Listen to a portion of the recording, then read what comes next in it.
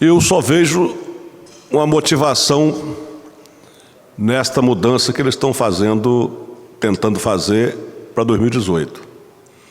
Está mais do que claro que a mudança do sistema atual para o sistema distritão é nada mais, nada menos do que proteger, beneficiar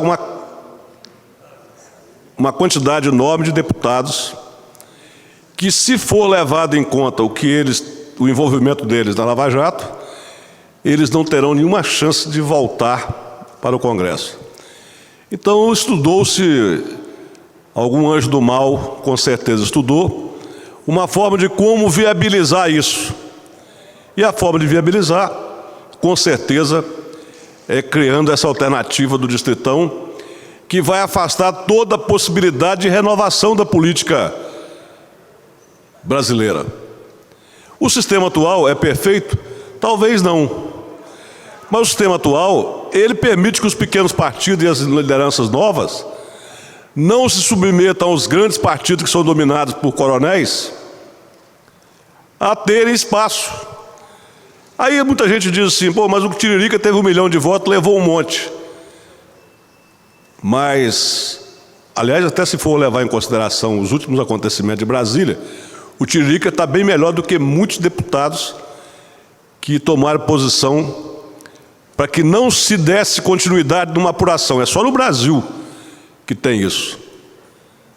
Que você tem uma pessoa denunciada e o Congresso brasileiro tenha o poder de dizer que aquela pessoa deve ou não.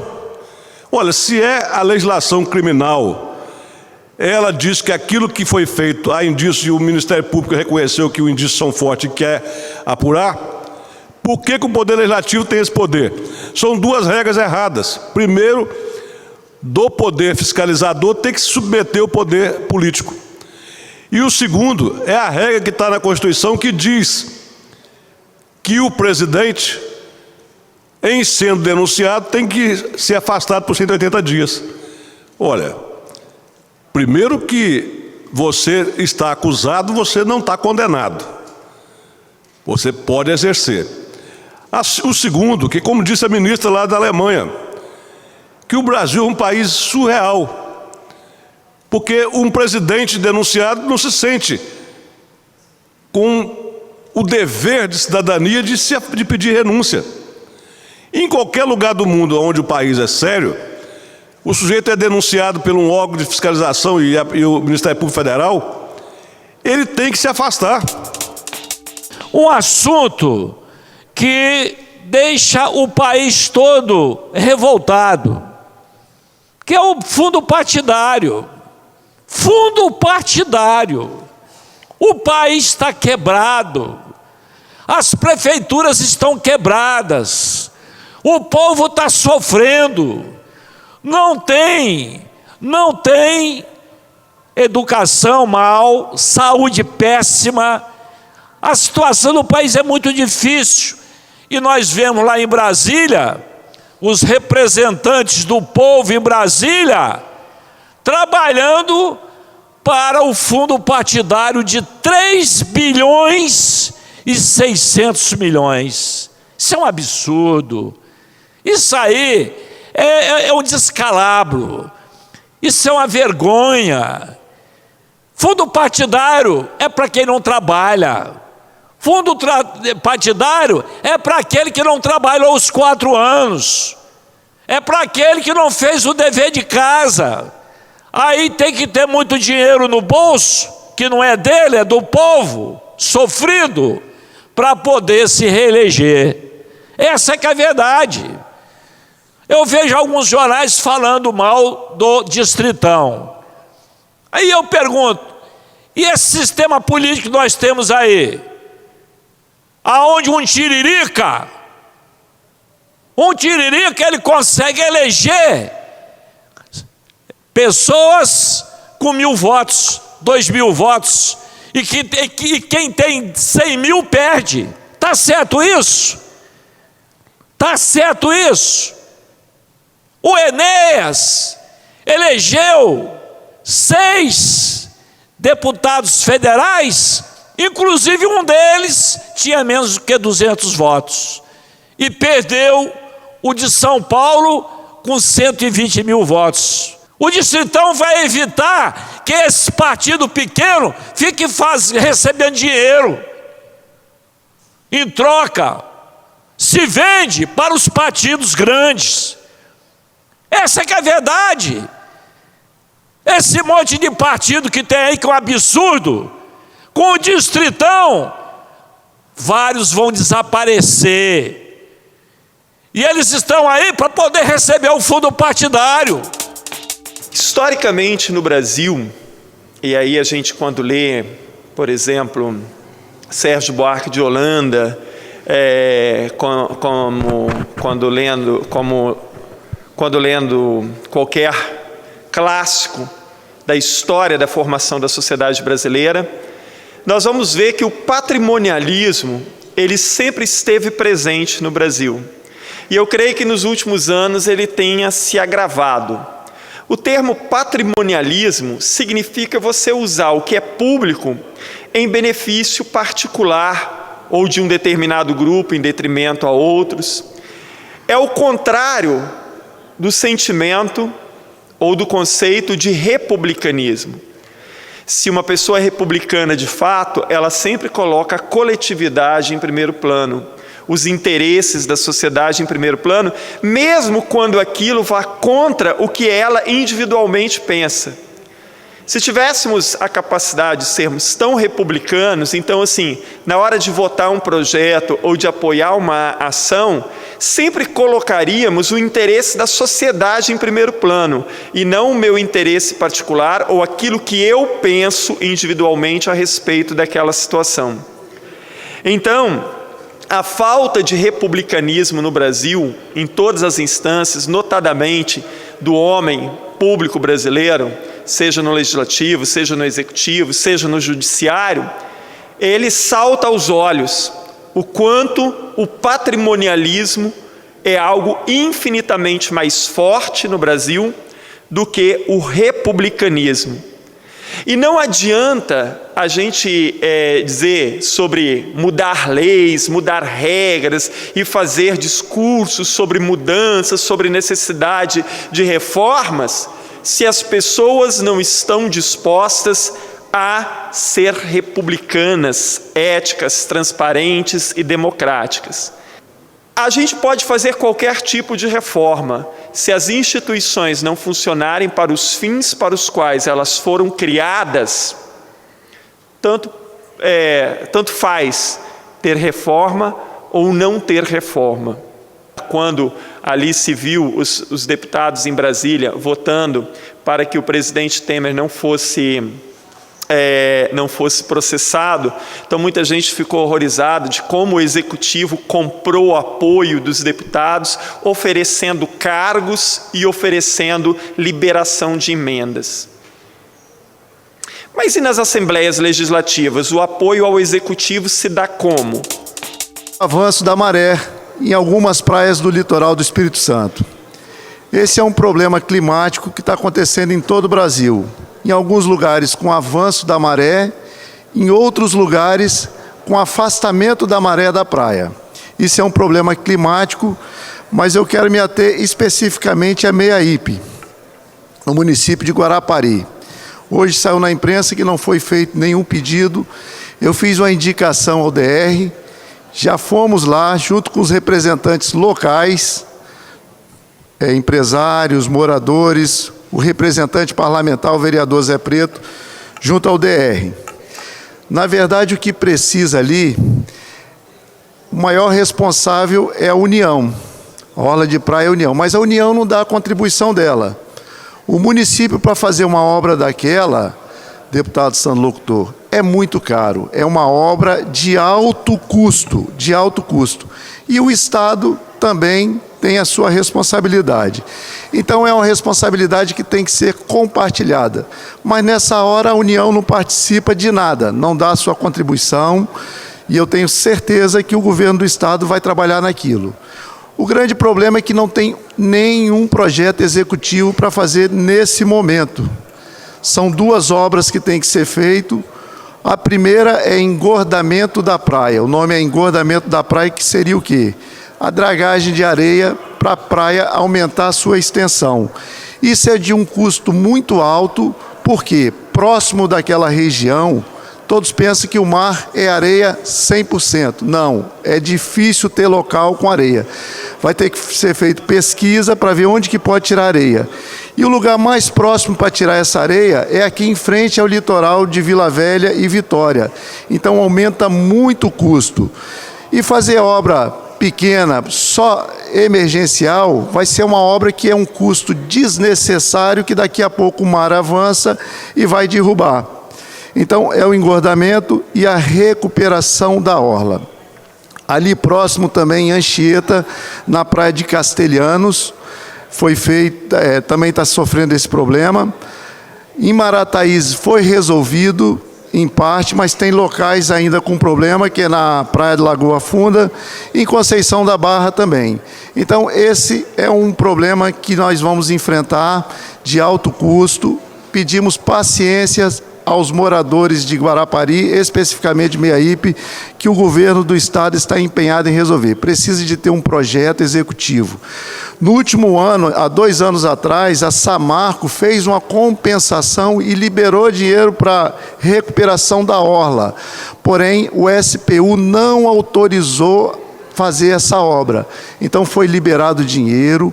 O ex-prefeito fez um acordo com o Ministério Público e já usou esse dinheiro em outras obras.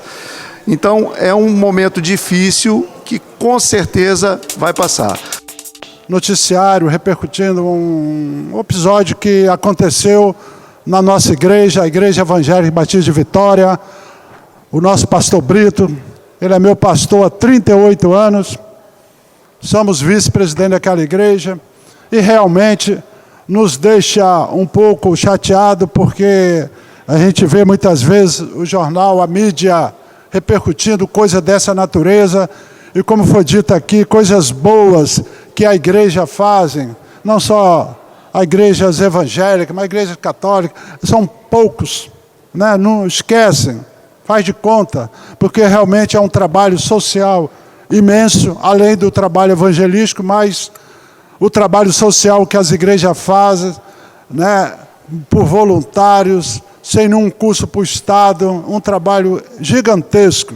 A comunidade ali local estava querendo um espaço e foram até a igreja pedir aquele espaço, que nós temos um espaço muito bom ali, que faz parte do templo, e cedemos aquelas salas, através de um convênio ali com a prefeitura, para utilizar aquele espaço para uma escola de ensino fundamental. E está lá funcionando, muito bem.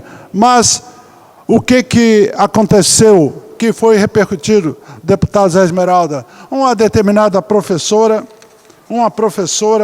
realmente, por trás de cultura, como realmente o MEC pede que cultura afro, cultura indígena, realmente seja passado para os alunos, mas por trás disso estava passando, né, assuntos religiosos, de cultura afro. Isso, acho que devia respeitar aquele espaço. Aquele espaço é um espaço da igreja, todos sabem os princípios que norteiam o cristianismo, então faltou respeito para com a igreja, porque aquele espaço é da igreja.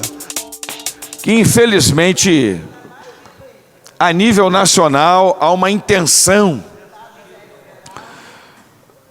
da Rede Globo, tanto de televisão como também de jornal, da parte televisada como também da parte escrita, de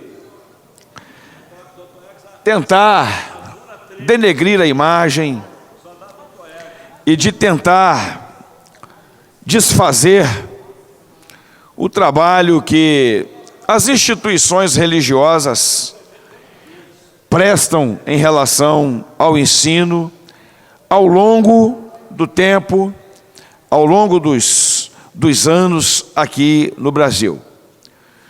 E aí fica a pergunta: a quem interessa tentar empurrar pensamentos ideologias. Muitas das vezes nós, os religiosos, somos chamados de intolerantes, somos chamados de fundamentalistas, mas eu quero dizer que a intolerância, na maioria das vezes, parte da imprensa. A intolerância, ela parte, muitas das vezes, de uma minoria que tentam empurrar goela abaixo de uma grande maioria que tem um pensamento. E aqui eu quero dizer pensamentos, são pontos de vistas. É uma ditadura você querer fazer com que todo mundo pense igual a você. E me parece que a Rede Globo quer que todo mundo pense igual ela. A Rede Globo quer que todo mundo pense e faça, e que toda a sociedade seja teleguiada por aquilo que ela passa nas novelas. Aliás, de conteúdos de péssimos gostos, conteúdos de extrema violência, conteúdos que valorizam o ataque à família, conteúdos que normalmente começam com as suas novelas, com os seus seriados, normalmente atacando a família, ridicularizando a família, tanto nas suas novelas, nas suas telenovelas, nos seus seriados e também nos seus programas humorísticos. Então fica aqui o nosso posicionamento, fica aqui o nosso registro e a nossa solidariedade, mais uma vez, a este episódio que envolve a IEBV, na pessoa do seu presidente, o pastor Brito, que é um homem que dispensa qualquer comentário, tem o posicionamento dele. E quando a prefeitura de Vitória resolveu fazer o convênio em instalar ali uma escola dentro de um local da igreja, isso está escrito inclusive, que a igreja se daria ao direito de interferir e de fazer intervenções, caso entendesse que determinados tipos de atividades e que determinados tipos de conteúdos estivessem sendo veiculados dentro de uma dependência da igreja, que tem uma forma bíblica de pensar, tem um entendimento. A importância do associativismo, e nós precisamos fortalecer esse setor através de um trabalho permanente de mobilização. Temos feito um trabalho permanente de mobilização nas nossas regiões, falando da importância das pessoas se unirem para defender uma causa, para conquistar um direito, para fazer desenvolver qualquer política que seja colocada à disposição da sociedade. Nós sabemos que um dos grandes trabalhos que qualquer deputado pode oferecer à sociedade é levar a essas instituições as informações sobre aquilo que já existe à disposição da sociedade. Então nós temos feito esse trabalho de mobilização na construção de arranjos produtivos e com esses arranjos produtivos trabalhar com mais efetividade as nossas emendas parlamentares. Essas emendas que é direito da comunidade, é dinheiro público. Então elas não podem ser espalhadas de uma maneira isolada ou para atender pedidos isolados sem uma finalidade coletiva. Por isso, nós temos trabalhado nessa mobilização e trazendo para dentro dos arranjos produtivos o SEBRAE, que tem uma grande importância na formação de grupos, capacitação de grupos e orientação desses mesmos grupos para a aplicação correta e iniciação correta dos seus empreendimentos.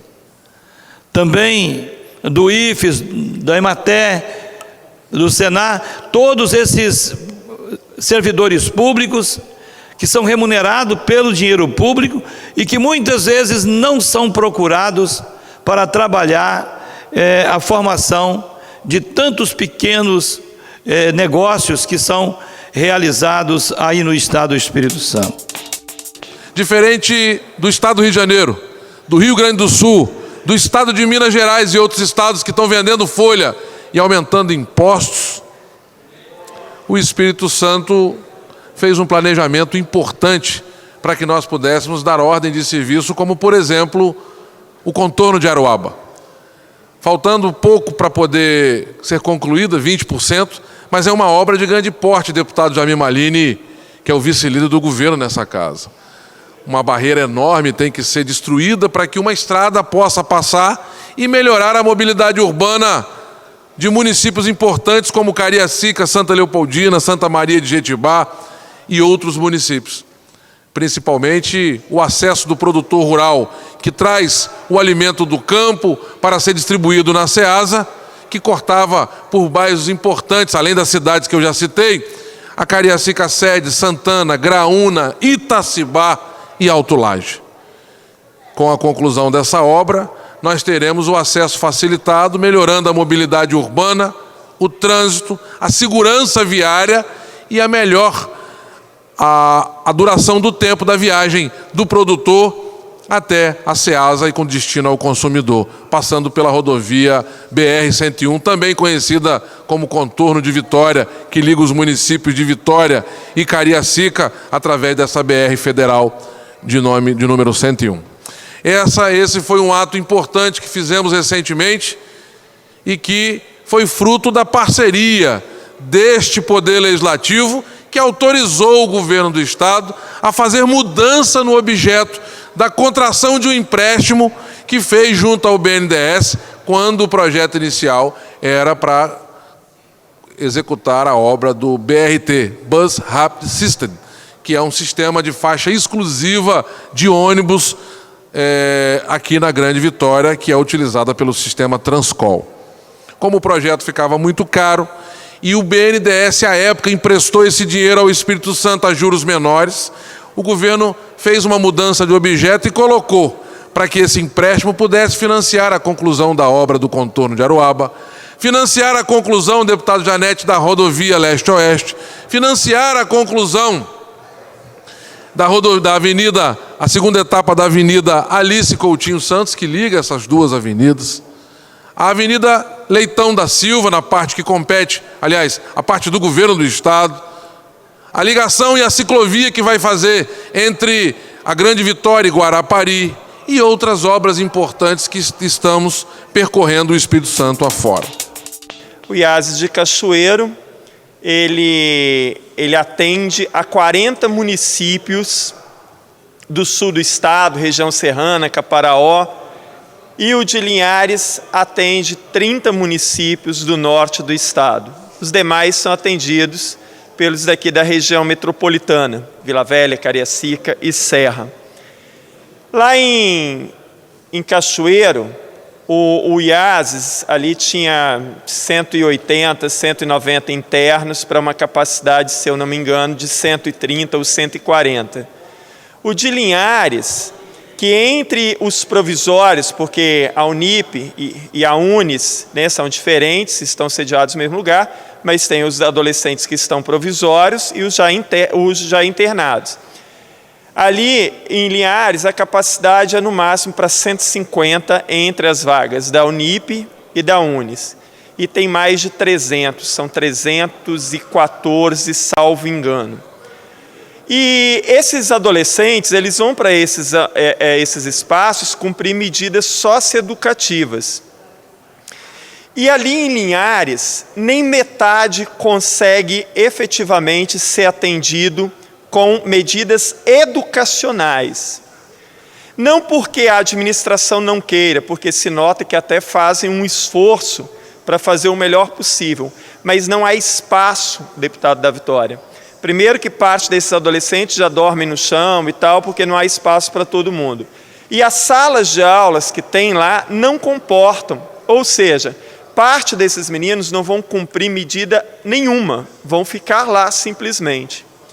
Um agravante para isso é que quando terminam de cumprir essa medida socioeducativa, não existe nenhum programa de acompanhamento depois, se eles realmente vão voltar para a escola, se vão ter algum tipo de trabalho. Ou seja, deputado Freitas, eles vão voltar para o mesmo lugar onde eles envolveram-se com a criminalidade, com o tráfico de droga, com o consumo de droga, e a possibilidade de que eles recaiam é gigantesca. E olha só a ligação que nós fizemos, perguntando lá aos diretores, aos dirigentes do IASES, tanto em Cachoeiro quanto em Linhares, a maioria absoluta desses adolescentes que entram lá já estavam fora da escola há muito tempo. Alguns já estavam fora da escola há 1 ano, há 2 anos, há 3 anos. E aí a gente vê o Estado fechando escolas, no Estado inteiro. Mais de 50 escolas foram fechadas, estaduais, porque consideradas as escolas municipais fechadas no Estado inteiro, passamos de 200. Fora os turnos noturnos e os cursos de qualificação profissional que também foram fechados. Nós vimos várias propagandas do governo, enaltecendo Escola Viva, enaltecendo não sei o quê, enaltecendo o projeto de ocupação social. Não vimos uma campanha do governo sequer estimulando os jovens que deixaram as escolas a voltar para elas. Participei da inauguração do Centro Estadual de Ensino Fundamental e Médio em tempo integral da Escola Henrique Coutinho Una, unidade do programa Escola Viva. Ter participado da inauguração, por si só, já me daria muita alegria, como uma professora aposentada, vendo ali a alegria daqueles alunos, vendo a alegria dos professores, né, dos pedagogos e das ex-professoras. Quero deixar aqui um abraço para a dona Vera, a professora Vera, que realmente fez a diferença naquela inauguração. Quando eu fui presidente da Comissão de Educação, com certeza o maior projeto que essa Assembleia discutiu, acabei de falar agora na sala do presidente Éric com colegas lá, foi exatamente a criação da Escola Viva, que não precisava, deputado Marcelo Santos, ter vindo para cá o projeto. Poderia ser um programa. A Escola Viva poderia ter sido um programa. No entanto, o governador quis, porque já estava aprovado na campanha, a Escola Viva já tinha sido aprovado. Mas quis ele que passasse pela Assembleia e que nós aqui nessa casa fizemos nosso dever de casa, fazendo as audiências públicas, ouvindo os alunos, e hoje a gente vê a alegria, a satisfação, a certeza de que os alunos estão felizes com os seus projetos de vida. E falando de saúde, não podia deixar de falar da poluição. A ideia era filmar ao nascer do sol em Vitória, mas o resultado foi outro, que nós estamos vendo ali. As imagens registram a liberação de gases na região do complexo industrial de Ponta de Tubarão, na capital. Então, na verdade, o que acontece?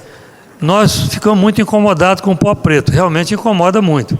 Aquilo ali são gases da ArcelorMittal, que de madrugada você está respirando e você não sabe.